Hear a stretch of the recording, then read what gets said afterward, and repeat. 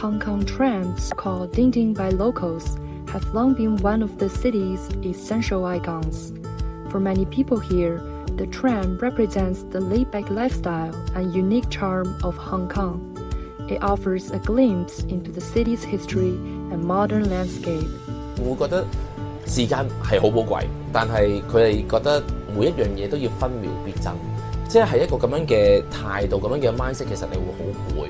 咁所以其實我哋有時喺電車入邊就係希望你可以放鬆下啦，坐下啦，望下出邊嘅環境，吹下風咯。Ding Ding, which has been in operation since 1904, currently has a fleet of 165 trams. Compared with other modes of transportation, the trams were relatively inexpensive and less susceptible to traffic congestion, as they run on their own tracks. 咁所以我哋就覺得，喂，其實電車舊啫，歷史悠久，唔代表個形象一定咁舊噶嘛。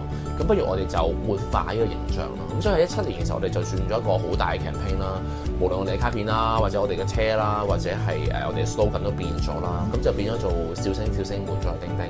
其實就好似啱啱所講嘅初心一樣，就係個初心係淨係希望你開心，就係咁簡單。